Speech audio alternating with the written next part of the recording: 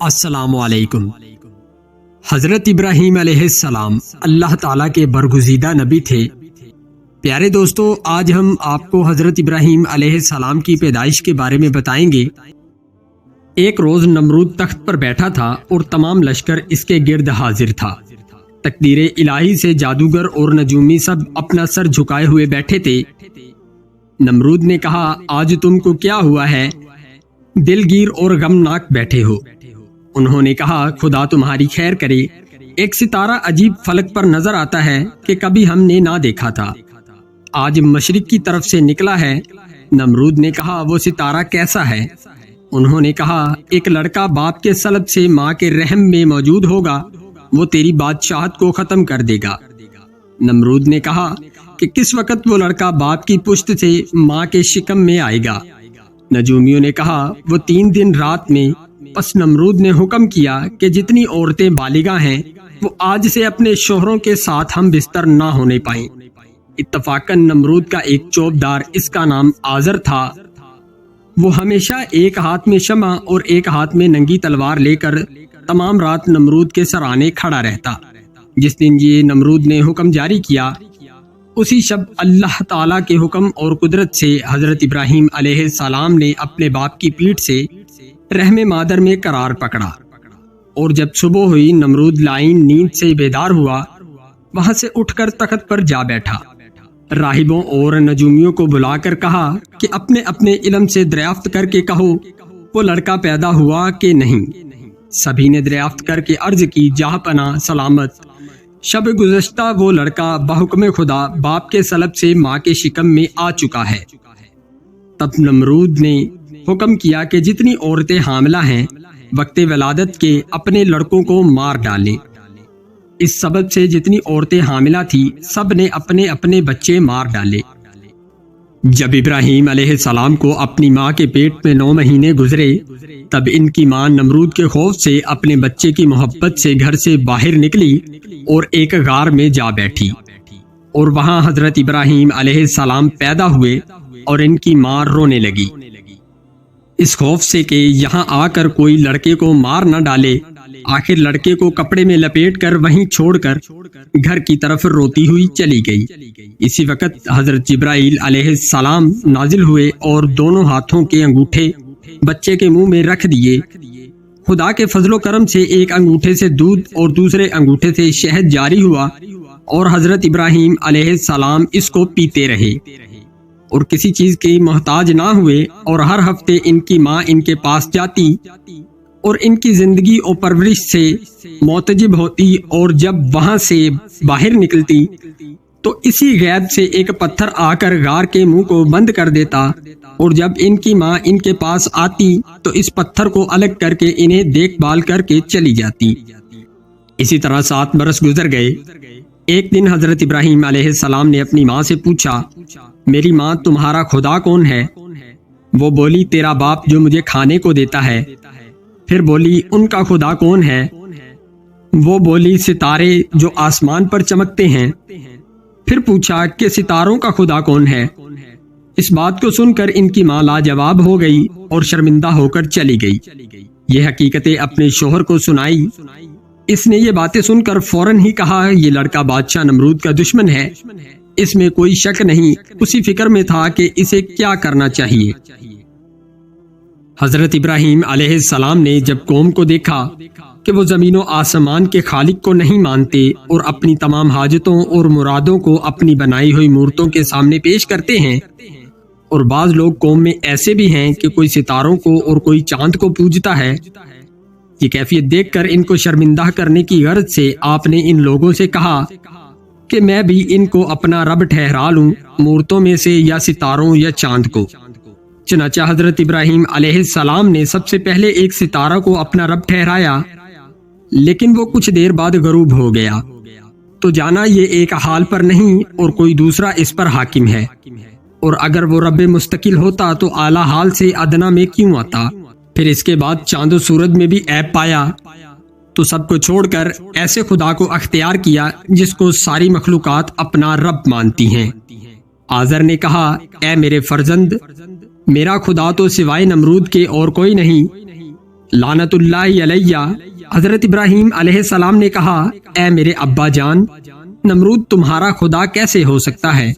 اور خدا تو وہی ہے کہ جو زمین و آسمان کا پیدا کرنے والا ہے، اور وہ ہستی بلا شریک ہے۔ جب حضرت ابراہیم علیہ السلام نے اپنے باپ کو گمراہی میں دیکھا تو بہت افسوس کرنے لگے۔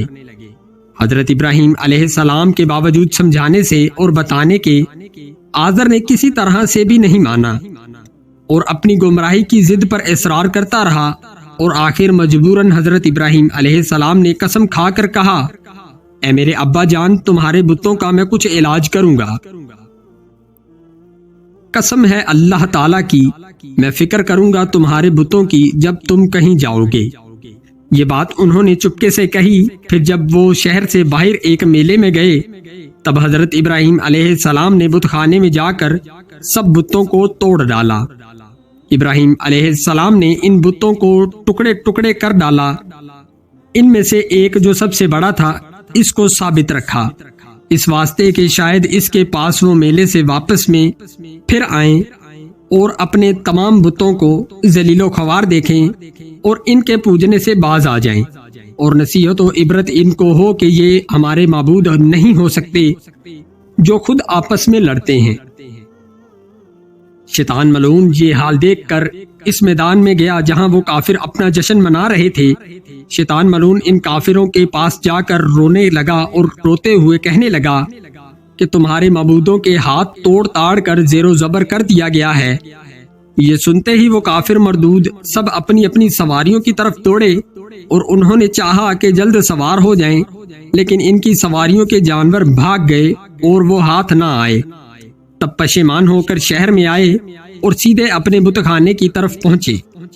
وہاں جا کر جب انہوں نے اپنے بتوں کا یہ حال دیکھا تو بہت افسوس اور فکر میں مبتلا ہو گئے، اور وہ سب کے سب بولے، ہمارے معبودوں کے ساتھ یہ کام جس نے بھی کیا ہے نہایت مذموم اور وہ سخت مجرم و ظالم ہے۔ ہم البتہ اس کا بدلہ اس سے ضرور لیں گے۔ پھر وہ لوگ آپس میں بہت بڑے مشورے کرنے لگے۔ وہ سب آپس میں کہنے لگے کہ ہم نے سنا ہے کہ ایک نوجوان جس کا ذکر کیا جاتا ہے اور نام اس کا ابراہیم ہے، وہ ہو سکتا ہے شاید وہی ہو، کیونکہ وہ نوجوان ہمارے پتھر کے معبود ان کا سخت دشمن ہے، اس لیے زیادہ گمان اسی نوجوان پر ہے۔ ممکن ہے یہ گمان ہمارا صحیح ہو۔ اس طویل گفتگو کے بعد حضرت ابراہیم علیہ السلام کو بلایا اور سب ان کی طرف متوجہ ہوئے۔ اس نوجوان کو سب لوگوں کے سامنے لاؤ تاکہ ہم سب لوگ اس نوجوان کو دیکھیں اس نے یہ جرت کیسے کی۔ اگر فی الحقیقت یہ کام اس نوجوان نے کیا ہے تو وہ سخت ظالم ہے، اور ہم سب کے سب اس ظالم پر گواہی دیں گے تاکہ اس کو اس جرم کی پاداش میں سخت سزا سنائی جائے، تاکہ وہ آئندہ کبھی اس ظلم کا ارتکاب نہ کر سکے۔ یہ خبر بادشاہ نمرود تک بھی پہنچ گئی، اور وہ بھی یہ کیفیات سن کر نہایت حیران و پریشان ہوا۔ اس نے اپنی رعایا میں سے جو سنجیدہ لوگ تھے ان سب کو طلب کیا تاکہ کوئی مشورہ کیا جائے، اور اس مجرم کو جس نے ہمارے بتوں کے ساتھ یہ نازیبا حرکت کی ہے سزا دی جائے۔ چنانچہ بادشاہ نمرود نے بڑے بڑے اپنی قوم کے سرداروں اور چودھریوں کو بلایا اور خوب مشورے کیے۔ بالآخر یہ طے پایا کہ ایک عام دربار منعقد کیا جائے، اور جب تمام لوگ اس دربار میں حاضر ہو جائیں پھر اس نوجوان کو بھی طلب کر لیا جائے۔ جب دربار شاہی کی تاریخ آئی اور اس قوم نے اپنے بادشاہ وقت کے حکم کی تعمیل کی اور وہ سب کے سب دربار شاہی میں حاضر ہوئے، پھر جب مجمع کثیر ہو گیا تو نمرود نے حضرت ابراہیم خلیل اللہ کو بلایا، اور حضرت ابراہیم علیہ السلام کو سارے مجمع نے اور خود بادشاہ نمرود نے بہت دھمکایا اور ڈرایا، اور کہنے لگے، یہ کام ہمارے بتوں کے ساتھ تم نے کیا ہے۔ اے ابراہیم، افسوس ہے تم نے سب کو توڑ دیا، کسی کو بھی ثابت نہیں رکھا۔ آخر یہ کیا بات تھی؟ یہ باتیں درباریوں کی حضرت ابراہیم علیہ السلام نے سنی اور پھر بولے، میں نے تو ان کو نہیں توڑا۔ کافروں نے حضرت ابراہیم علیہ السلام سے سخت لہجے میں کہا، کیا تم نے ہمارے بتوں کے ساتھ ایسا کیا ہے؟ اور ہم لوگ زیادہ تر گمان بھی تم پر ہی کرتے ہیں۔ حضرت ابراہیم علیہ السلام پر برابر یہ لوگ زور دے رہے تھے اور چاہتے تھے کہ خود ہی اپنی زبان سے اپنا جرم اقرار قبول کر لے۔ حضرت ابراہیم علیہ السلام نے ان لوگوں کو شرمندہ کرنے کے واسطے ان سے کہا، یہ چیز مجھ سے کیوں دریافت کرتے ہو؟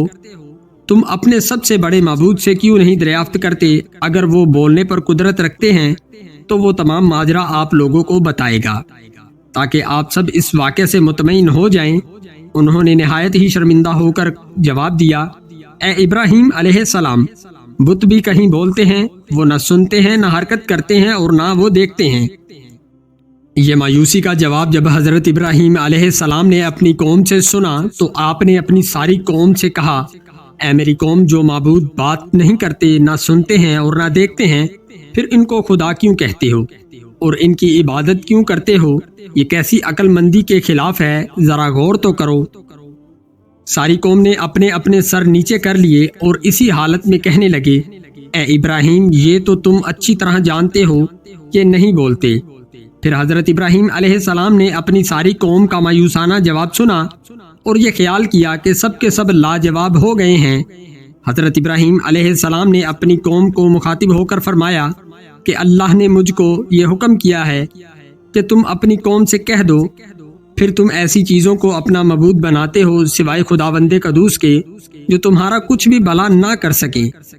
میں تو اس معبود سے بالکل بیزار ہوں اور تم سے بھی کہ تم لوگ کچھ سمجھ نہیں رکھتے، کیونکہ جن پتھروں کو تم نے اپنا خدا بنا رکھا ہے وہ تو تمہارے خود تراش شدہ ہیں، اس لحاظ سے تم خود ان کے خالق ہو۔